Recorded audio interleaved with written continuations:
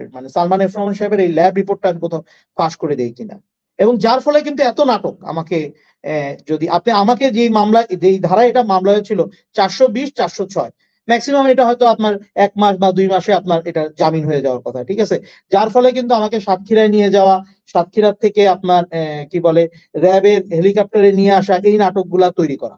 করোনার প্রাদুর্ভাবের শুরুতেই আমার ধারণায় এপ্রিল-মের দিকে আমাকে তৎকালীন স্বাস্থ্য সচিব আমাকে ফোন করলেন রাত্রে ঠিক আনুমানিক 10:30 থেকে 11টা।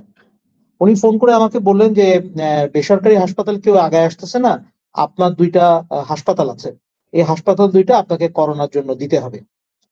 তা আমি বললাম যে দেখেন, আমার হাসপাতালগুলোতে এই মুহূর্তে আমি করোনার জন্য দিতে পারছি না, আমি এই মুহূর্তে আমি দেওয়াটা আমার পক্ষে সম্ভব হবে না। তো উনি বললেন যে না, এক প্রকার জোরই করলেন, জোর করে বললেন যে না, আপনাকে এটা দিতে হবে। তো রিজেন্ট হাসপাতালের কিন্তু প্রকৃতপক্ষে মালিক কিন্তু আমি একা না, রিজেন্ট হাসপাতালের প্রকৃত মালিক কিন্তু আরো 5-6 জন আছে। তো মালিক, আমি সবার সাথে কথা বললাম, কথা বলার পরে ওনারা পরের দিন আসলেন ভিজিটে, 1-2 জন ডাইরেক্টর নেতৃত্বে ভিজিটে আসলেন, হসপিটাল ভিজিটে আসলেন, ভিজিট করে গেলেন ওনারা। ভিজিটের পরে ওনারা গিয়ে বললেন যে আমরা এই দুটাকে নিয়ে শুরু করব। তো পরবর্তী দিন আমাকে ডাকা হলো ডিজি অফিসে, এই প্রথম কিন্তু আমি ডিজি অফিসে গেলাম, এর আগে কোনোদিন আমি স্বাস্থ্যের ডিজি অফিসে কোনোদিন আমি যাইনি। তো আমি গিয়ে দেখলাম সাজেদা ফাউন্ডেশন এবং আমাকে, এই দুজনকে ডাকা হয়েছে যে বাংলাদেশের প্রথম বেসরকারি করোনা হাসপাতাল হিসেবে ডেডিকেটেড কাজ করার জন্য। তা আমাদেরকে একটা চুক্তিতে স্বাক্ষর করানো হলো, আপনি যদি চুক্তিটা দেখে থাকেন, চুক্তিতে কোনো টার্মস এন্ড কন্ডিশন নাই, শুধু একটা বলা হলো যে এটা ডেডিকেটেড হিসেবে কাজ করা হবে। তা আমরা দুজনই স্বাক্ষর করলাম। ওইখানে ওইখানে দেখানো হয়েছে অনেক সচিব মন্ত্রী ছিল, আসলে এখানে সচিব মন্ত্রী কেউ ছিল না, এটা ওনাদের একটা আলাদা একটা মিটিং ছিল। যেহেতু ডিজি রুমে আমাদের এটা স্বাক্ষর হয়েছে, ওইখানে ওনারা উপস্থিত ছিলেন, ওনারা আমাদের জন্য যে এসছেন তা কিন্তু না, অন্য কাজে এসেছিলেন ওনারা, ওখানে একটা অন্য মিটিং চলছিল এখানটা। তো যাই হোক, ওনারা আমাদের এই সাজেদা ফাউন্ডেশন এবং আমার সাথে এই চুক্তির সময় আমার সাথে তারা ছিলেন। চুক্তিতে উল্লেখ হলো যে ডাক্তার, নার্স সব প্রোভাইড করবে গভর্নমেন্ট, এবং অ্যাকর্ডিংলি তাই করলো। এবং আরো একটা জিনিস চুক্তিতে বলা হলো, সেটা হচ্ছে যে এই যত টেস্ট টেস্ট করবে নিপসাম, নিপসাম থেকে টেস্ট আসবে। আমার সাথে স্বাস্থ্যের ডিজির সাথে দেখা ওই প্রথম দিন। যাই হোক, এরপরে আমাদের আমি ওইখান থেকে আসতে আসতে দেখি আমার হাসপাতালের ভাঙচুর হয়ে গেছে অলরেডি, হাসপাতাল ভাঙচুর করে ফেলছে এলাকার লোকজন, ওইখানে করোনা ডেডিকেটেড করতে দিবে না বা কিছু এরকম কিছু একটা। তো তারপরে এই অবস্থাতে আপনার করোনা ডেডিকেটেড যখন হসপিটাল করতে দিবে না, ভাঙচুর হয়ে গেছে 2টা হসপিটাল, তখন কিন্তু এই র্যাবই গিয়ে ফার্স্ট প্রোটেকশন দিয়েছে যে না, এখানে এই হসপিটাল চলবে। এবং আপনি জানবেন, বাংলাদেশের প্রথম করোনা রোগী কিন্তু আমাদের হসপিটাল রিসিভ করে, বাংলাদেশের প্রথম করোনা রোগী, মানে একদম ফার্স্ট করোনা রোগী রিসিভ করে বেসরকারি ভাবে রিজেন্ট হাসপাতাল। ভালো, আমাদের ফ্রন্ট লাইনে 8 জন মারা গেছে, আমাদের স্টাফ 8 জন মারা গেছে, এই সব কিছু কিন্তু গভর্নমেন্টের কাছে রেকর্ড ছিল। ভালোই চলতেছিল, জুলাই, আগস্ট, সেপ্টেম্বর, জুন পর্যন্ত ঠিক ছিল। জুনের 25 তারিখ অথবা 26 তারিখ তৎকালীন সিএমএসডি ডাইরেক্টরের রুমে, সিএমএসডি ডাইরেক্টরের কাছে আমি যাই। যেহেতু আপনি আমাকে অভয় দিয়েছেন যে আমার ব্যাখ্যাটা দেওয়ার জন্য, আমি বলছি আর কি। সিএমএসডি ডাইরেক্টর ছিলেন তখন ব্রিগেডিয়ার শহীদুল্লাহ সাহেব, ওনার বদলির অর্ডার হয়েছে। তা আমি ওনাকে জিজ্ঞেস করলাম কি বদলি কেন? তো উনি বললেন যে দেখেন, আমাকে একটা টিকা কিনতে বলা হচ্ছে, অ্যাস্ট্রাজেনিকা টিকা। এই টিকাটা উনি আমাকে দেখালেন, কাগজ দেখালেন, ল্যাবের রিপোর্ট দেখালেন যে এই রিপোর্টটা ইন্ডিয়া থেকে আনা হবে, এটা যদি আমরা দেই, মানুষ একটা ইয়ের মধ্যে পড়বে, কি বলে, তার একটা অসুস্থতার মধ্যে পড়বে ভবিষ্যতে। আমার অন্যায় ছিল, ওই ল্যাবের রিপোর্টটা আমি ছবি তুলেছিলাম একটা, ওই রিপোর্টটা আমি ছবি তুলেছিলাম, এবং ছবি তুলে তৎকালীন প্রধানমন্ত্রীর দপ্তরের কিছু উপরস্থ কর্মকর্তাকে আমি ছবিটা দিই, দিয়ে আমি নিচে লিখি যে দেখেন, এটা আমার মনে হয় আপনারা বিষয়টি দেখেন, এটি বাংলাদেশের মানুষের জন্য একটা ক্ষতি হয়ে যাবে। তারপরে আমাকে বিভিন্ন গোয়েন্দা সংস্থার থেকে বলা হয় এই বিষয়ে যেন আমি কোনো কথা না বলি, এবং আমাকে বেক্সিমকো থেকে একদম সরাসরি ফোন করা হয় আমাকে, যে আপনি এটা নিয়ে কেন কথা বলছেন। এবং সাকিব ভাই, আপনি দেখবেন আমি কিন্তু এই বিষয়টা নিয়ে গাজী টেলিভিশনের একটি টক শোতে আমি বলেছিলাম, এবং ওই দিন রাত্রেবেলায় আমাকে একটি গোয়েন্দা সংস্থার থেকে বলা হয় যে আপনি কাজটা ভালো করছেন না। পরের দিন অর্থাৎ 5 তারিখে আমার হাসপাতাল থেকে সকল সরকারি ডাক্তার, নার্স উইথড্র করে নিয়ে যাওয়া হয়, এবং সকল ডাক্তার, নার্স যখন উইথড্র করে নিয়ে যাওয়া হয়, আমি তখন বুঝতে পারতেছিলাম না যে কি করব। আমি তখন স্বাস্থ্যের ডিজির সাথে কথা বললাম যে কি হচ্ছে এটা। তখন উনি বললেন যে আমি বুঝতে পারছি না কি হচ্ছে এটা, আমার উপরে আদেশ সকল ডাক্তার নার্স। তখন আমাদের দুটো হাসপাতাল মিলিয়ে প্রায় 70 থেকে 75 জন রোগী ভর্তি, এবং 6 তারিখে আমাদের এখানে রেড। 6 তারিখে আমাদের এখানে রেড। ওদের ডাক্তার নার্স কিন্তু ওরা 5 তারিখে উইথড্র করে নিয়ে গেছে, 6 তারিখে আমাদের এখানে রেড। আমার পরে এলিগেশন দেওয়া হলো কি আমি ভুয়া করোনা সার্টিফিকেট জালিয়াতি দিয়ে দিয়েছি। তারপরে আমার পরে আরেকটা দিয়ে হলো আমার হসপিটালের লাইসেন্স নেই। লাইসেন্স আমার না, লাইসেন্স অনেক বেসরকারি হাসপাতালে ছিল না, কারণ একটা ওই যে রেসিডেন্সিয়াল এরিয়াতে হাসপাতাল করলে যেই একটা বার ছিল, পরবর্তীতে আমাদের এই ঘটনা করার পর এই বারটা তুলে দেওয়া হয়। কিন্তু আমরা কিন্তু প্রতি মাসে কিন্তু প্রতি বছর রিনিউ ফিটা দিয়ে আসছিলাম। এটা কিন্তু তারা জানে, জেনে শুনেই করেছে।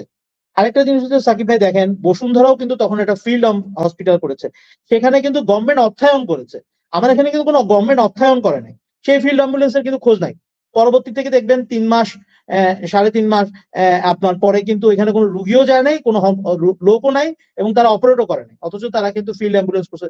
ওই তাদের বিরুদ্ধে তো এরকম কোনো অভিযোগ আসলো না যে তারা আপনার কি বলে এই লাইসেন্স ছাড়া হাসপাতাল করেছে বা ইয়ে করেছে। তাদের মধ্যে কিন্তু এরকম কোনো অভিযোগ আসলো, অভিযোগ আসলো আমার উপর, কারণ আমি টার্গেট। কারণটা কি?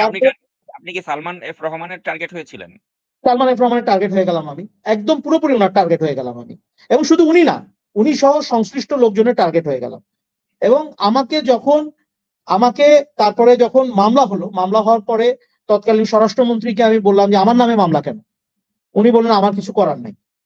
আপনি দেখবেন স্বরাষ্ট্রমন্ত্রীর সাথে কথা বলেছি, তৎকালীন স্বরাষ্ট্রমন্ত্রীর সাথে, আমাকে বললেন যে আমার কিছু করার নাই, আপনি সারেন্ডার করেন।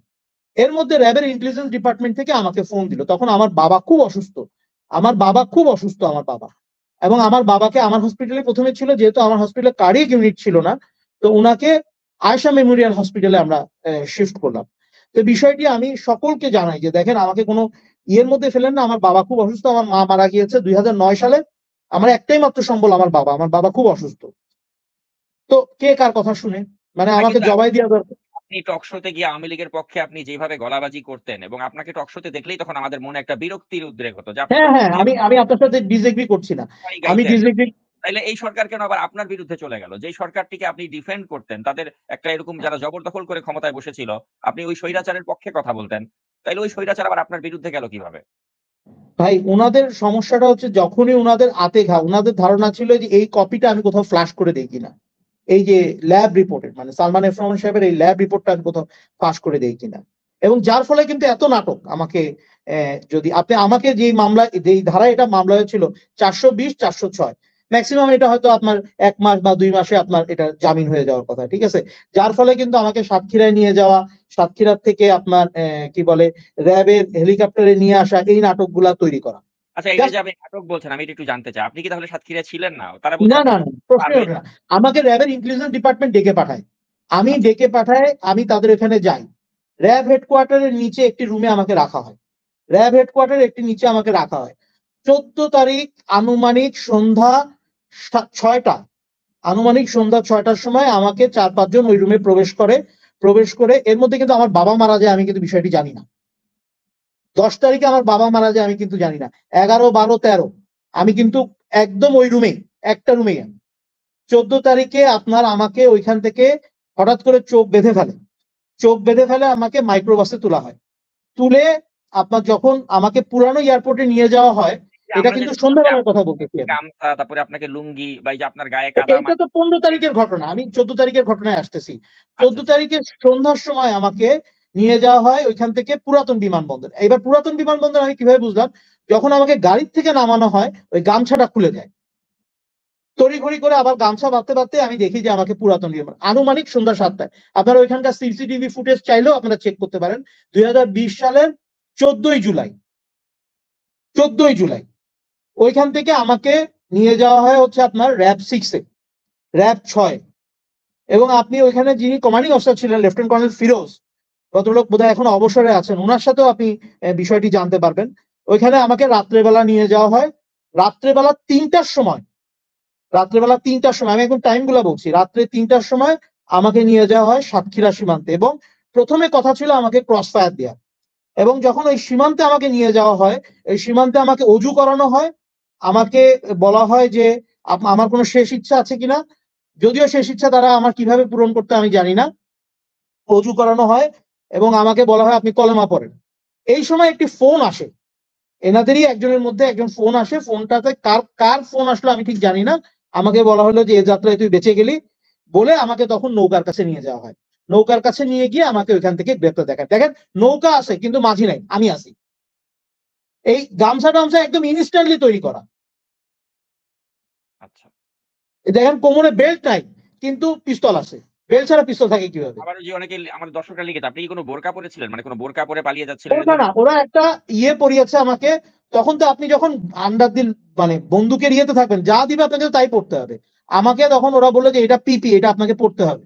কালো একটা আপনার গ্রাউন্ড দিছে আমাকে, কালো একটা গ্রাউন্ড দিছে আমাকে।